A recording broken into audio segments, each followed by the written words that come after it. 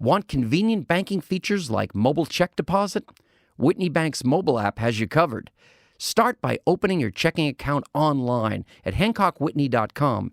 Then download the app to bank anytime, anywhere. Member FDIC. Major support for Out to Lunch is provided by the law firm of Jones Walker, established in 1937 with over 375 attorneys in offices throughout the U.S., providing a comprehensive range of services to a local, national, and international client base. JonesWalker.com. Additional support comes from Wyndham Garden Lafayette. From Cafe Vermilionville in Lafayette, we're out to lunch with Professor of Finance and Director of the award-winning Burken Road Report's Peter Raschuti. It's business, Acadiana style. Hi, I'm Peter Raschuti. Welcome to Out to Lunch, Acadiana. Around here, there are a number of Holy Trinities. There's the original Christian one, there's the roux, onions, peppers, and celery, and there's the Acadian Agricultural Trinity, sugarcane, crawfish, and rice. In the rice capital of the world, Crowley, Louisiana, the Falcon Rice Mill has been a family business since 1950. It's the only family-run rice mill in the country, and it's the home of Country Cajun Rice.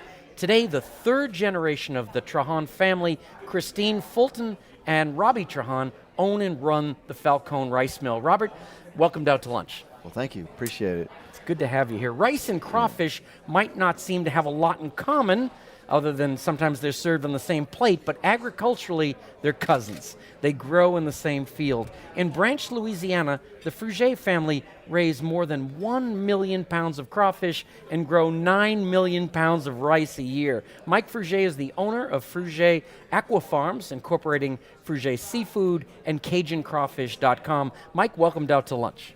Great to be here. To complete our trinity, meet Eddie Lewis III. Eddie is arguably the most uniquely overqualified sugarcane farmer in Acadiana, if not the world. In 2007, Eddie was Chase Bank's #1 personal banker nationwide. Eddie sold more bank products than anyone in the country, working out of a branch office in the Albertson's grocery over on Ambassador Caffrey. Eddie then went on to a successful career as a stockbroker at Morgan Stanley. In 2011, Eddie's father died unexpectedly, and Eddie came home to Youngsville to join his brothers on the farm. Eddie, welcome to lunch. Thank you. Appreciate it. Great. Now, Eddie, there are very few farmers in America who know more about business than you. Now that you're back running the family farm, does your experience in the business world give you any unique insights, or are town and country really separate? It sure does, especially with checks and balances, the loans, the interest rates, being able to communicate with different people, so it really, really helps. I would think one advantage of your new career is that in the investment business, you could make a lot of money, but you never felt like you were doing anything. There was but here you really see the fruits of your labor. It's a lot different now. Now I invest in like John Deere, Monsanto, things that I buy. So it's a little bit different from the financial world where you diversifying your products. Yeah, and then you've got a field to see and a crop. What is it now for people that aren't in agriculture? What's the season there? September, August. Okay. You do a lot of planting. And then the harvest is in? Harvest is from October through December, and we're probably going to plant about 700 acres this year. Let me ask you just personal. Why do you burn off the field? It's to get the grass out the fields. It's easier to put the choppers in there and till it and stuff, so you have to burn it to get that debris out of there. Robert, like Eddie, you're in the agricultural business with a background in agriculture and business. You're a CPA, Secretary-Treasurer of the Crowley Chamber of Commerce, and in business you're looking in 3 directions at once: at the farm to buy rice, at the mill to process and package it, and at retailers and distributors in 8 states to sell rice. Each of these segments alone can be a whole world unto itself. How do you balance those demands? Does it divide itself up by seasons, or are you constantly juggling and changing hats? Well, it's a constant deal. We are in a business where there's a crop and there's a crop year and things like that, but the mill runs 12 months out of the year, so I'm constantly in the market buying rice, and then you're selling rice every month. And it is very interesting dynamic. I did public accounting for 8 years, and then I came to the mill, and I was around the mill a little bit, but I wasn't around it a lot. So all I knew was that we just bought this lot of rice and we paid X for it. Then it gets in the mill and goes into 5 different piles. And my question was, what happened to the money? So that's how I learned the business. I just started diving into the books and I started following the trails. And as you go along, you start seeing where you're efficient, where you're not efficient, where things are getting up and walking and things like that. So that's where I dove into the books, and that's kind of how I learned the business. And the selling part is interesting because one day you're on the phone with a farmer, talking about we need the rice, or you're negotiating rice and this and that, and then the next day you're up at corporate headquarters at a big retailer, and that's a total different conversation than the one you had just 15 minutes ago. So, so yeah, it's a fun deal. Now, rice, somebody once told me that rice tends to be consumed kind of along the coast of the United States, and then I guess when you got in the middle, it was kind of replaced by potatoes and such like that. Yeah. So the majority of the country is meat and potatoes. I mean, that's what they're going to eat. But if you go into the coastal areas, typically your ethnic groups of Asian, Hispanics, Cajun people, they all eat rice. So you go, we ship retail-wise, we're in, a regional area, but we do a lot of food service, and a lot of it goes down to Florida. It's Cubans, it's Asians, and it's they eat a lot of rice. And, now, when that rice comes into you, it's just raw from the field? Right, yeah. So they'll grow it, farmer will harvest it, and then they have to dry it because the moisture is too high for the mill. So they dry it in their bins, and then once it's dry, we take it in. And all we do, what our process is, we take the hulls off, then it's brown rice, and then we take the bran off, and then it's white rice. And then you're separating the different sizes.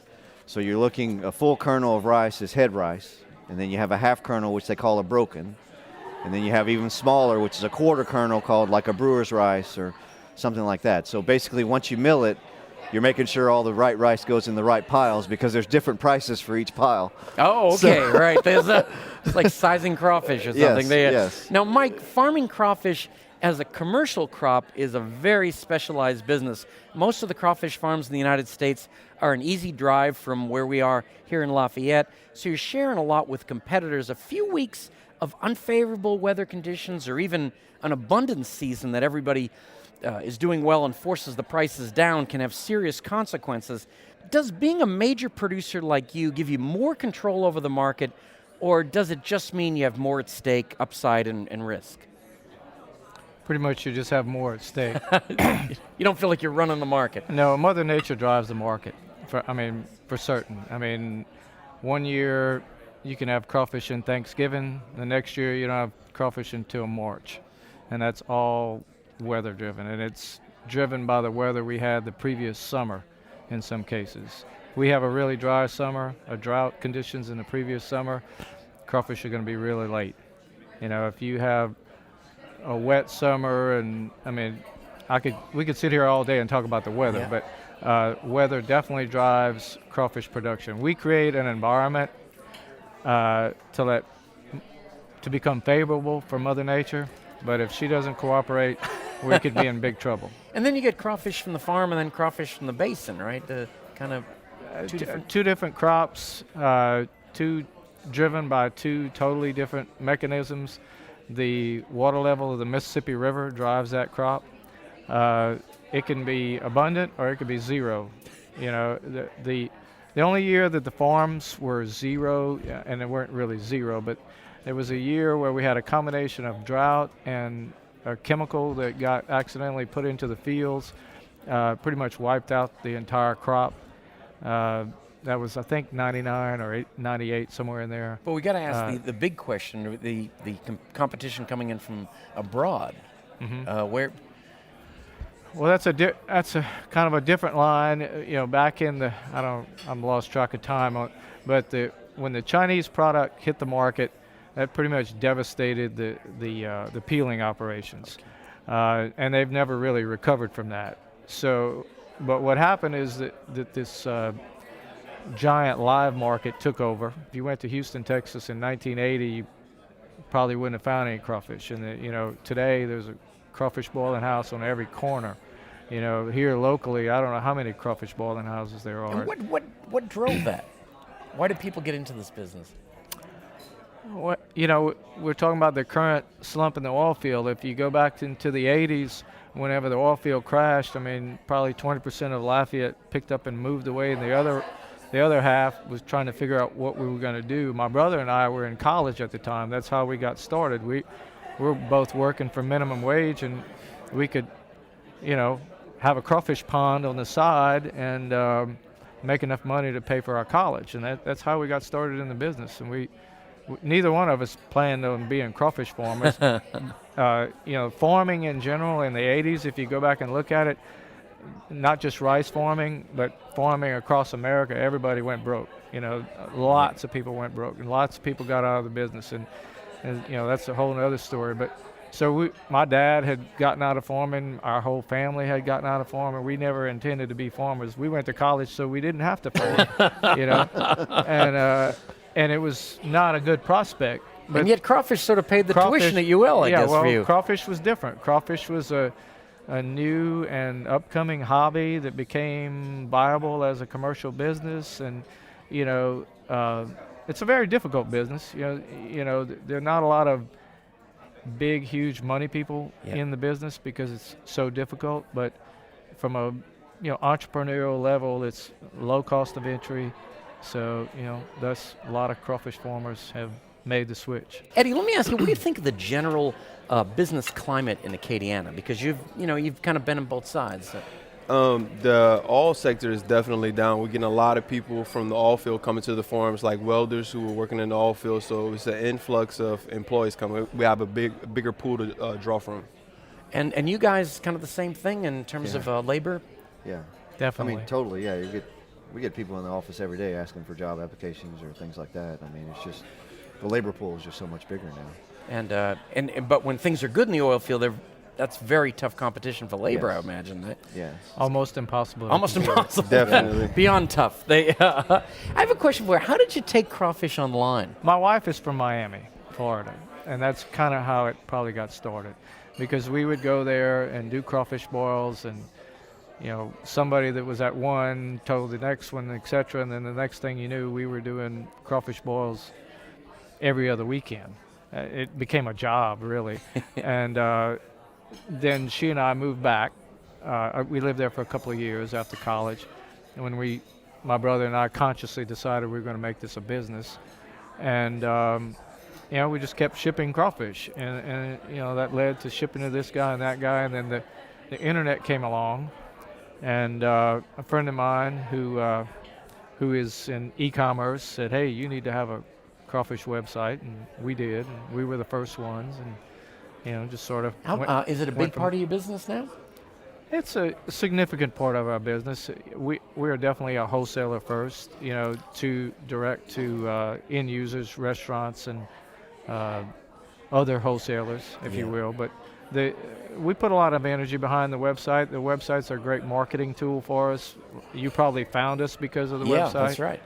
So lots of other people in our wholesale business find us because of the website. So we put a lot of energy behind it. We just came back from Boston because you did the seafood show you mentioned. The seafood show, right. Now, Robbie, what about a lot of people will listen to the show that don't understand this, but how's this connection between that same farm growing rice and then the crawfish crop? How does that work?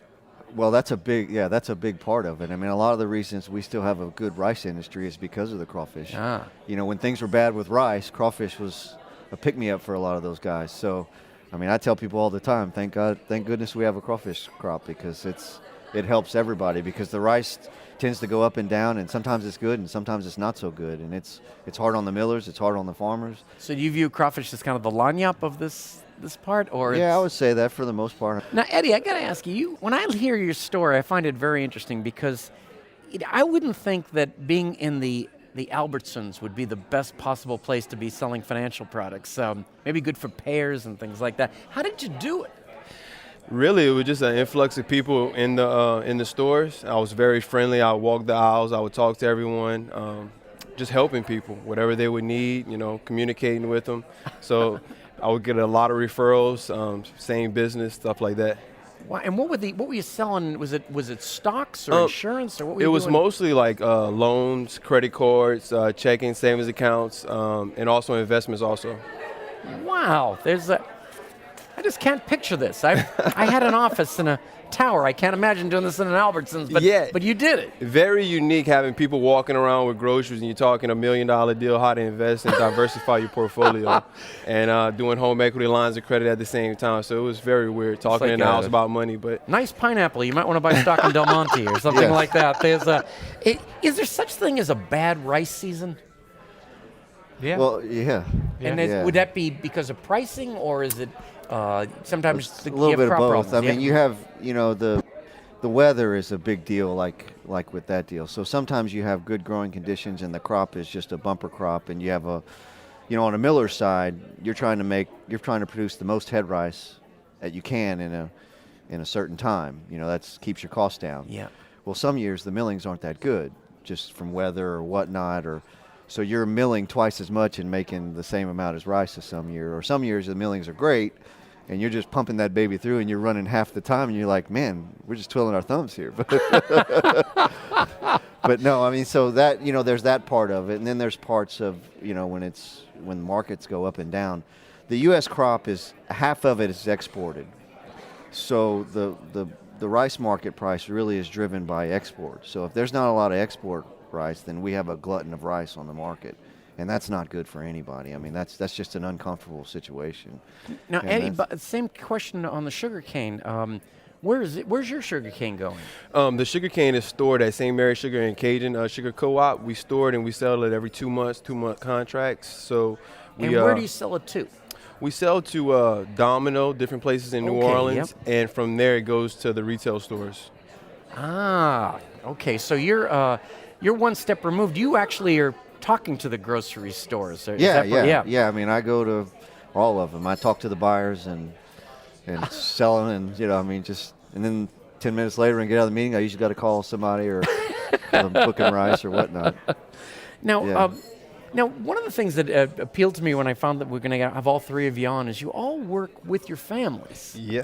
And I happen to know from teaching at a business school, sometimes that's great and sometimes that's not great. How do you do it? Patience is definitely a virtue. Just taking it easy, listening, being able to communicate. A lot of meetings. Meeting a day in the morning, first thing in the morning, set an agenda, set a schedule, and that helps out a lot, communication. Definitely a lot of patience. You've got a history with these people. You remember when they were little. And Exactly. A lot of emotional luggage. What about yourselves? Well, it's been good. I mean, it's different. I mean, before I came back to the mill, I wasn't with family. I mean, I was at a firm. Like a Big Four accounting firm. Yeah, right. Yeah, I was there, and so I had the corporate background. And my sister that works for me, she's a CPA too. And I ended up moving back and working, and after about a year, I coaxed her into coming back. So that's kind of how that happened with us. She was in Texas too, and so we ended up getting together, and it's been good. I mean, it's not, every day's not a rosy day, that's for sure, but we make it work, I know the feeling. Yeah. And you're over with your brother. Yeah, I would say a lot of things they're saying, but separation of duties, Oh, okay, yeah. People always ask me how do my brother and I do it. Now, we can get into it every once in a while, but I always tell everybody he's the farmer and I'm the salesman, so all right. He does the physical production, I'm in charge of the books and where we go to market and how we go to market. I market the rice, the crawfish, all of that. I run the office, So, we all know our jobs. That's it. We have a lot of meetings. Yep. Just what he was talking about earlier. We have a lot of meetings. We're I'm usually dragging them to the meetings, but that's, but we have a family business division at the university, and I asked them once. I said, "What do you teach over there? Is it like half finance, half accounting?" And they said, "No, it's a third finance, a third accounting, and a third psychiatry." It's like out there.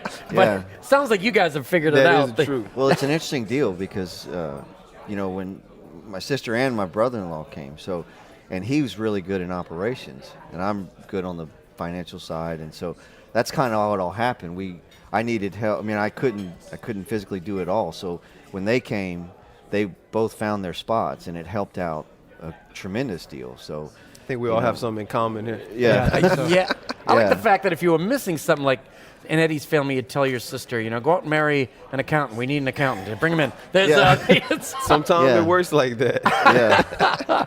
I think you have to consciously want it to work, though. Okay. I know, Exactly. I know a lot of families who don't get along, who've tried to have family Yeah. businesses and it doesn't work. But if you want it to work, and you Yeah. might get into it every once in a while, Yeah. but then you sort of take a deep breath and say, no, I'm better off. you know? Exactly. That's Yeah. that is great. It's time we're going to do the checklist. This is a little part of the show where we take a break and ask you a quick question that you probably wouldn't find on a loan application. So I'm gonna start with Mike. What is your trick for staying positive? I married my wife. Really, that? Yeah, like literally. She is the most positive person I know. I married her, and then I'm a realist. And every person that I ever interview, I always the first thing I tell them or question I ask is that have you ever dealt with Mother Nature? And then they usually say no, and I usually tell them, I say, well, look out that window, and let me tell you something, she doesn't care. And you need to know that if you're going to be in our industry, Yeah. because she's going to deal blows to you that you're just not going to be prepared for. And so I'm the realist. I always run our business very conservatively. We were talking earlier about rice millings. You think you have your rice crop made, it's sitting in the rice bins, you've dried it all out, everything's great, and you can kind of do an estimate. But if you ship it and you mill 50%, you've just had a disaster. And you didn't know it until maybe a year later. That's where a positive wife comes in. That's when the positive life comes in. Now, Robbie, what did your parents do for a living? Well, my dad's actually a pharmacist. He had a drugstore for like 30 years. In And- Crowley, Yeah, or- well, uh-huh. in Jennings. Yep. And then my mom's family was the mill.